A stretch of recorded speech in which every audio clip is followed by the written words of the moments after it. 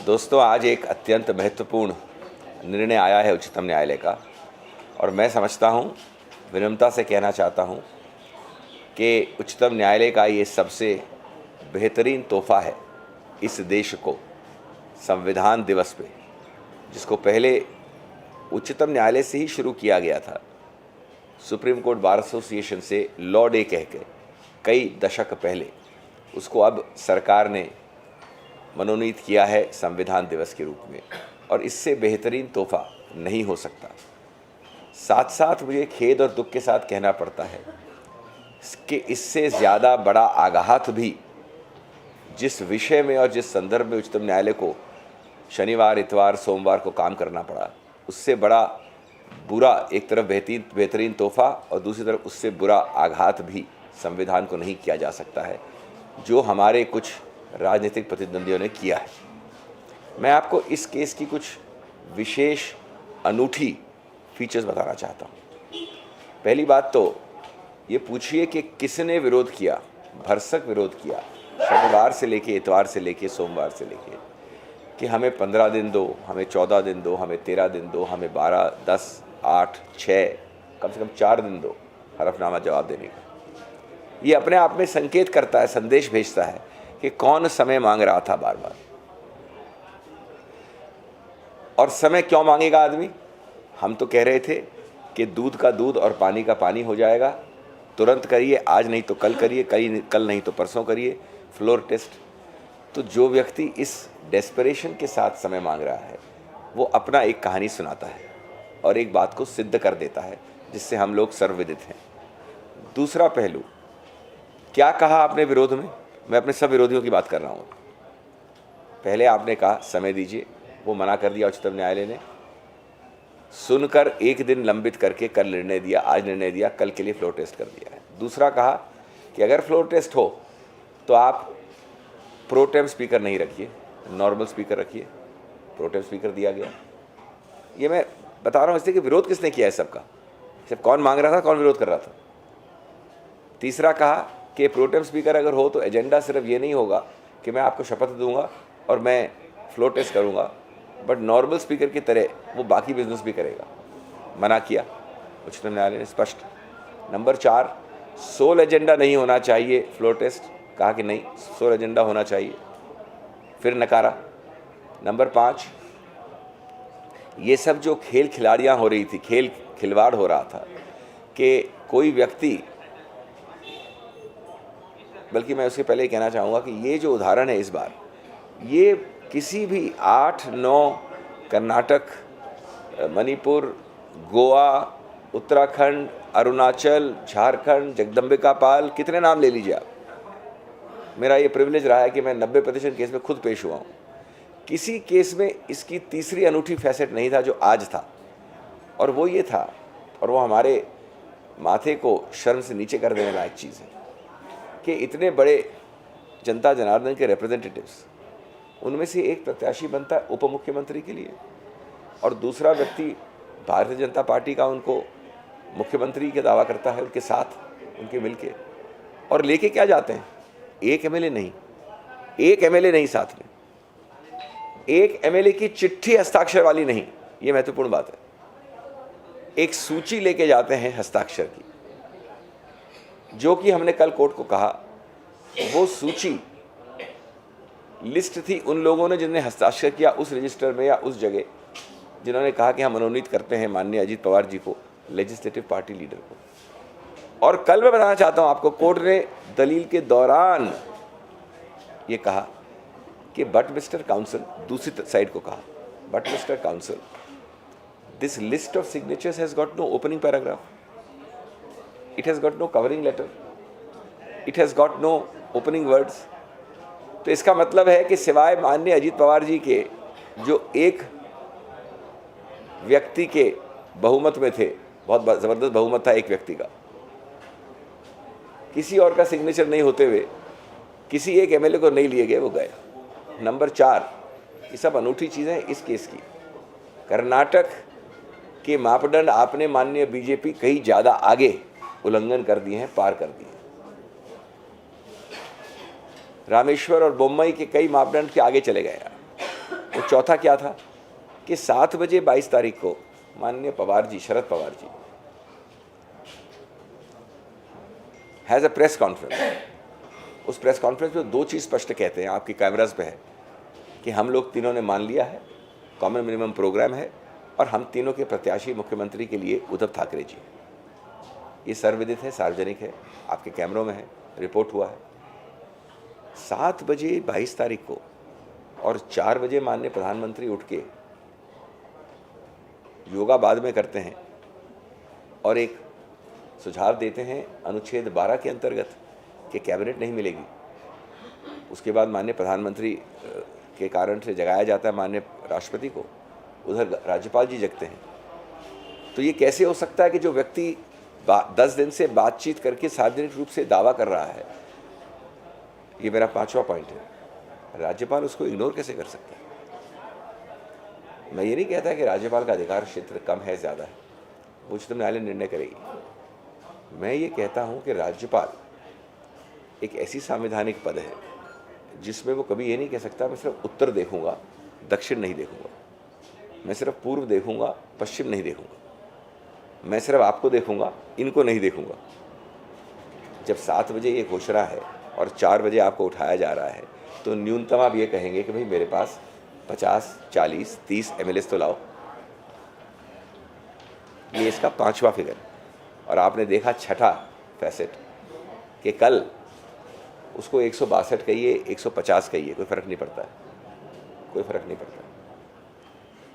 150 से अधिक लोग की तस्वीरें आप सबने चलाई कल, तो वो पैदा कहाँ से हुए? वो कल ही पैदा हुए क्या?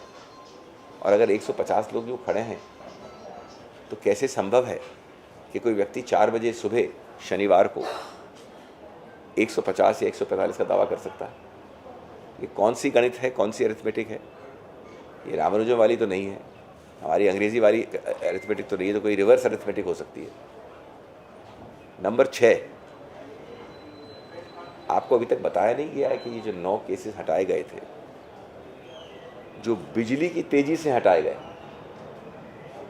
आपने, बीजेपी ने मना कर दिया, सरकार नहीं बनाएंगे हम, जब चुनाव के बाद। उसके बाद 12 तारीख को हो गया राष्ट्रपति शासन, आप पिक्चर में नहीं थे शुक्रवार को 7 बजे तक, यानी कौन? बीजेपी और अजित पवार जी। तो 22 तारीख 7 बजे के बाद और 24 तारीख लंच के आसपास, कल यानी 25 तारीख, कल 25 तारीख लंच के आसपास तक इतनी बिजली की स्पीड से एक सरकार जिसमें टेम्पररी मुख्यमंत्री हैं, नया शब्द है, टेम्पररी मुख्यमंत्री का पद पे बैठे हैं फडणवीस जी, उनके आदेश अनुसार एक दस्तावेज इशू होता है कि 9 केसेस विड्रॉ कर लो। हम आपके समक्ष आए, कई लोग आपके समक्ष आए, मैं खुद आया था कल। तो आपको आज तक कोई DIG ये नहीं बताता है कि कौन से केस थे, कहते हैं कि उनके केस नहीं थे। अरे भाई, जब सूची दी जाती है फौजदारी मुकदमों की तो उसमें नाम नहीं लिखे जाते, उसमें केस नंबर लिखा जाता है। क्या ये विदर्भ के इरिगेशन सिंचाई के महामंडल के केसेस नहीं थे? क्या सबसे बड़े कांड में विदर्भ के सिंचाई के महामंडल के अलावा अतिरिक्त और भी कोई केसेस हैं जिसमें किसी में दूर दूर तक श्री अजित पवार का नाम नहीं है? ये नहीं बताया गया आपको। तो जैसा मैंने कहा कि काले को सफ़ेद करना हो, कौवे को हंस बनना हो, बुरे को अच्छा बनना हो, तो एक परिवर्तन मशीन है बीजेपी के पास। परिवर्तन मशीन है, it's a time machine which is a conversion machine.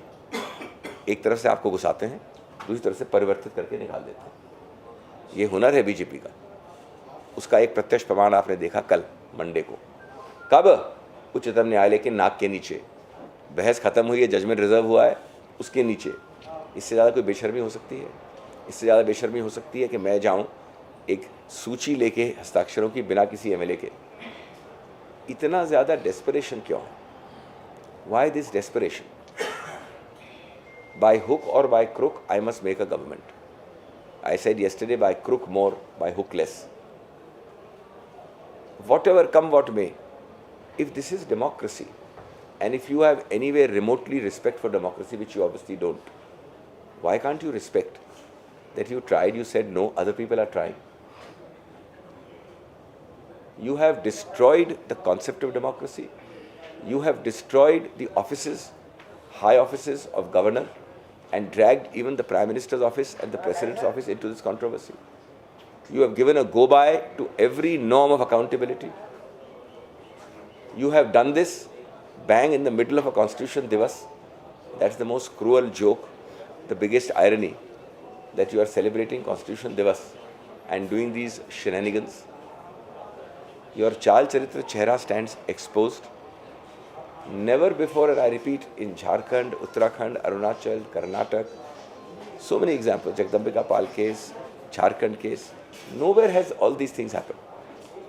So I would conclude by saying that ultimately, right, God, constitutional values, moral values have to prevail. Today, the Supreme Court has done yeoman service to those values. As a matter of fact, it is very, very appropriate that the judgment was reserved for one day. Nobody thought of it, but was delivered on Constitution Day, which is a time for each one of us to rededicate ourselves to those ideals which our founding fathers thought of and which the Supreme Court has reminded us of today. I only hope and trust, lastly, and that's my last 8th point, that between now and tomorrow, all the games and antics which a particular party in this country is known for, and they are not sport persons, they don't play by the rules of the game, they have neither the spirit of kabaddi nor the spirit of cricket. All the antics and games by which there is a pehchan of one party should be prevented, should not happen, should not be allowed. And victory will be of the right. Whoever is right, we are sure that that will be the victory. Thank you. CP साहब, जब आप ये कहते हैं कि वो जो cases थे वो वापस नहीं किए जाने चाहिए थे, 9 केसेस की बात आप कर रहे हैं, तो आप ये भी चाहते हैं कि जो भी नई सरकार बने उन केसेस को परस्यू करें? देखिए, मैं अभी पूर्वानुमान नहीं लगाऊंगा, अभी थोड़ा रिस्ट्रेंट बरतूंगा। सरकार बन जाने दी, जो कि कल बन जाएगी मेरे हिसाब से 110%। मैं सिर्फ आपको तथ्य देना चाहता हूँ, आप अपना दिमाग लगा लें एज ए ले पर्सन, कि मैं अगर आपके हस्ताक्षर इनके हस्ताक्षर लेके जाऊंगा तो क्या वो फौजदारी मुकदमा बनता है, क्या वो मिसरिप्रेजेंटेशन बनता है, क्या वो फोर्जरी बनती है? ये अलग चीज़ें हैं, ये संवैधानिक मूल्यों के अतिरिक्त और चीज़ें हैं, और इसका क्या होगा उसका अधिकार क्षेत्र नए लोग देखेंगे। लेकिन बात बड़ी स्पष्ट है कि आपका खुलासा, आपका राजनीतिक नंगापन का एक बहुत बड़ा गलत डांस कल देश ने देखा है। सर, लगातार आप गवर्नर की भूमिका पर सवाल उठाते रहे हैं कि असंवैधानिक कदम था गवर्नर का, लेकिन प्रोटेम स्पीकर की जो नियुक्ति है वो गवर्नर को करनी है, इसको आप कैसे देखते हैं? बड़ा अच्छा सवाल है, बड़ा अच्छा सवाल है। मैं बता दूं आपको, प्रोटेम स्पीकर की नियुक्ति फॉर्मली गवर्नर करता है, बिकॉज उच्चतम न्यायालय नहीं करता है, बट वो औपचारिकता है। ये 8 केसेस में हुआ है, 8 केसेस में या 9 केसेस में, उसमें से 8 में मैं पेश हुआ। एक लाइन होती है कि protem speaker senior most MLA या एमपी को बनाएगा, एक लाइन है। बल्कि अगर आपको याद हो तो कर्नाटक में शुरुआत में एक बोपैया जी बनाए गए थे, बाद में उनको बदला गया था क्योंकि वो सीनियर मोस्ट नहीं थे। इसलिए ऑटोमेटिकली, और मैं तो बड़ा खुश हूँ, सीनियर मोस्ट अगर आप हैं, सीनियर मोस्ट कोई बीजेपी का आदमी है, सीनियर मोस्ट अगर शिवसेना का आदमी है, तो ज़रूर बने। ये हमारी परंपरा है, ये परंपरा रखनी चाहिए। 2014 में मैं आपको याद दिलाऊं कि प्रोटेम स्पीकर सिर्फ शपथ के लिए, उस वक्त कोई कंट्रोवर्सी नहीं थी। देखिए, प्रोटेम स्पीकर की महत्व बढ़ता है जब कंट्रोवर्सी होती है, जब बहुमत बारीकी वाला होता है। लेकिन 2014 में जहाँ की कोई विवाद नहीं था, वहाँ भी कमलनाथ जी को बनाया गया था प्रोटेम स्पीकर। ये हमारे हर चीज़ संविधान निर्माताओं को लिखने की आवश्यकता थोड़ी होती है। हम लोग मूल्यों से चलते हैं, कन्वेंशन से चलते हैं, रीति रिवाज से चलते हैं, संस्कार से चलते हैं, विरासत से चलते हैं। तो आप अगर बीजेपी सिंघवी जी, अगर आप ये बता पाए कि सीनियर मोस्ट कौन है आपकी पार्टी एनसीपी? मेरा नाम लेना गलत इसलिए होगा क्योंकि आप और वो सब कहेंगे कि मैं आपका नाम ले रहा हूँ, मैं बीजेपी का नाम ले रहा हूँ, मैं एनसीपी का नाम ले रहा हूँ, मैं शिवसेना का नाम ले रहा हूँ, मैं कांग्रेस, कोई फ़र्क नहीं पड़ता। Senior most is the rule. मैंने इससे ज़्यादा क्या कह सकता हूँ कि अगर सीनियर मोस्ट किसी का भी हो, बिल्कुल बिल्कुल बिल्कुल, कहावत है अंग्रेजी में, what is sauce for the goose is sauce for the Gander. जो लागू होता है नियम बीजेपी को लागू होता है, हमको लागू होता है, सबको। सिनेमोज मालूम कर लीजिए, उसमें कोई बड़ी बात नहीं है मालूम करने में। मुझे बेहद तकनीकी सवाल है मेरा।